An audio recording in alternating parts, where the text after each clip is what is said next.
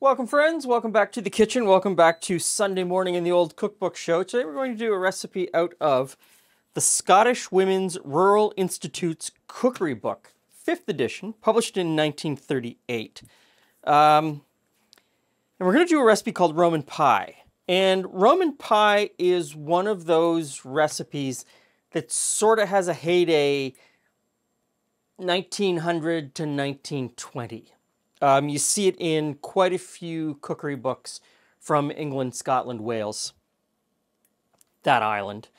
And in earlier iterations of a Roman pie, they can be quite extravagant in the type of pastry that's used. They can be raised pies with a lot of different types of meats and spices and vegetables and all kinds of different things in them. The main component, of course, being macaroni. Roman pie. It's got macaroni in it, of course. By the time you get to this recipe in 1938, it is a pared down, very much a product of the Great Depression. Sparse ingredients, relatively inexpensive ingredients, things that people would have in their home. And of course, it still uses pie dough. It's still a pie. And that pie dough acts as a filler because you don't have enough meat or macaroni to go around. Now, it tells me I need cooked meat, but not what kind. So I've got some ground beef here, and I'm just going to fry that off. Earlier recipes are rabbit, chicken, pork, veal, lamb. I mean, the meat choice in earlier recipes was all over the map, and often it was a combination of 2 or 3 different meat choices. I gather from the way that this is written in the cookbook that what they're really asking for is leftover meat. Possibly what was left over from the Sunday roast. You had it left over. This was a way to sort of fit it into that next meal. While that is cooking, I've got some salted water here that's going, pretty much ready to put the macaroni in, but I'm going to roll out the bottom crust. So a little flour down on the bench. Bring over our pie dough.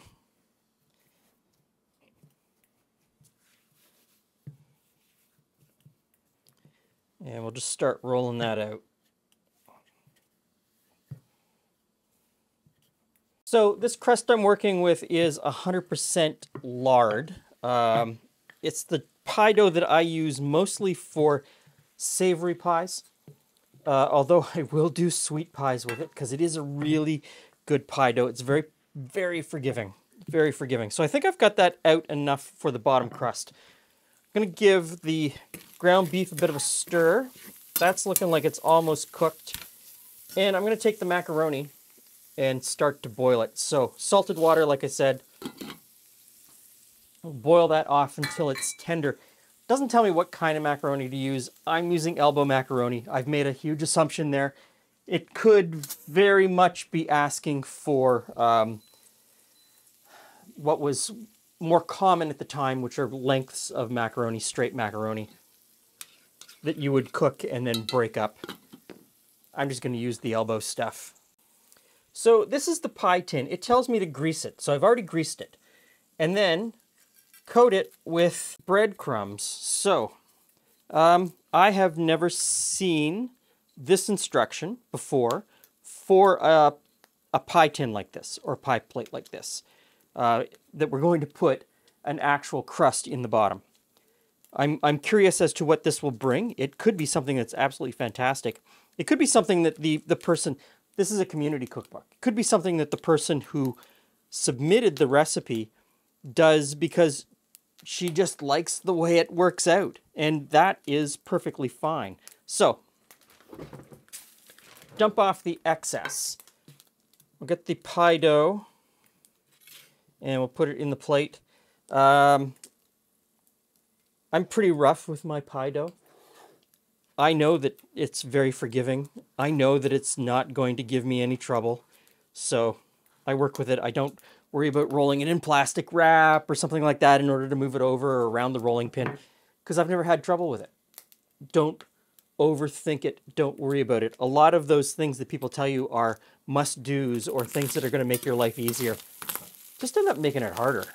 Okay, I'm going to say that beef is cooked, so I'm going to turn that off. We will check the macaroni here.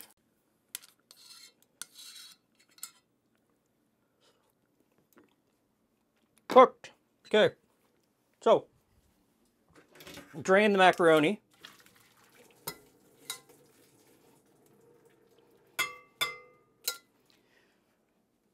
And now we assemble the pie. And there's not a whole lot to go with here. There's no sauce. Earlier versions of this pie include cheese. And some of them include very extravagant amounts of 3 or 4 different types of cheese. This one has no cheese. It says, line the basin with pastry and fill up in layers. Macaroni, meat, vegetables, etc. Season well, put on a lid of pastry and bake about 40 minutes. So I've got a second piece of pastry here for the lid.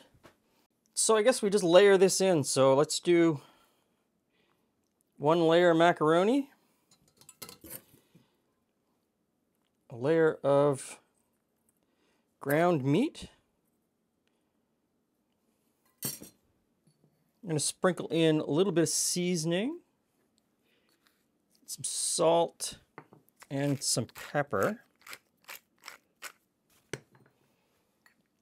We'll put on some onion.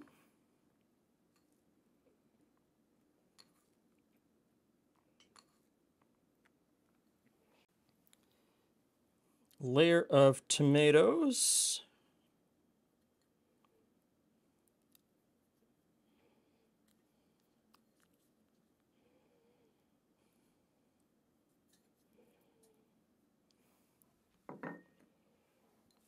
A layer of parsley.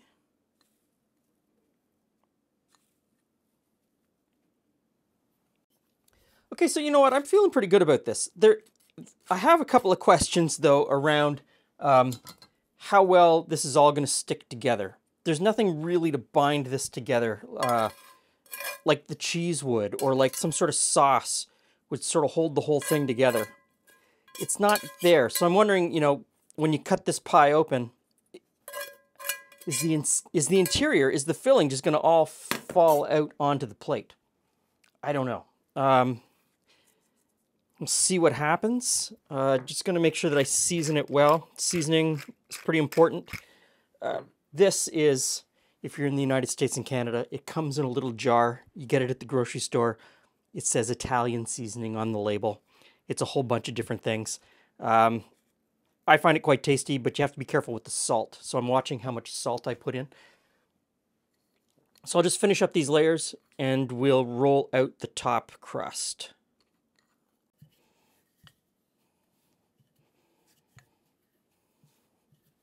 Okay, I'm going to say that's rolled out big enough. Extra pie tin, put it on top, lots of space. Doesn't say anything about vent holes in the top, but I have to assume it's going to need a vent hole in the top. So I'm just going to cut one because, you know, best practice. Okay, set that aside. I'll bring the pie back in here, and I want to wet around the edges just so the lid pastry sticks.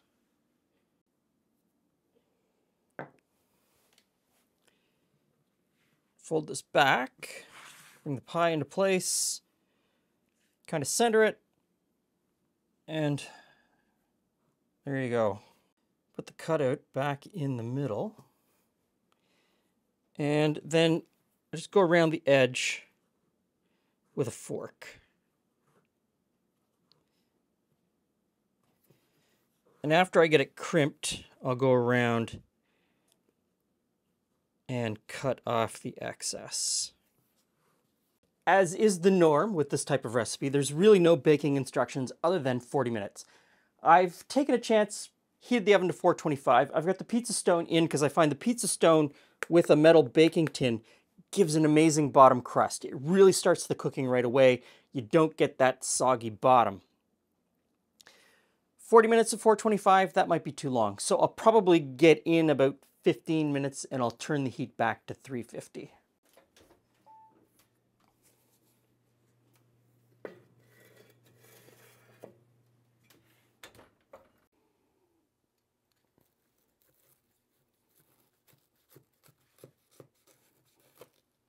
Okay, so here we go. Is it going to come out as one cohesive unit?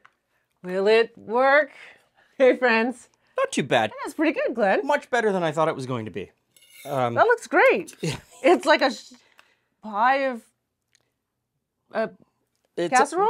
It's a macaroni casserole pie. Oh, there you go. Okay. Roman pie. They call it Roman pie. Roman pie. It's from the Scottish Women's Rural Institute cookery book, but it appears in a whole pile of earlier cookbooks from England, Scotland, Wales, the United Kingdom, that island.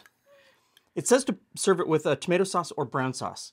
Not a lot of brown sauce available to us here in Canada. No. You didn't whip some up? I didn't whip any up, so I'm going to put a little bit of tomato sauce on it. Okay. Away we go. It looks very hot, though. How long ago did you... How long has it been cooling, Glenn? It's 5 minutes out of the oven, so it's going to be hot. Okay, so I'll take just a small piece and give it a moment. Good snap on that bottom crust. It is a very crusty crust. It's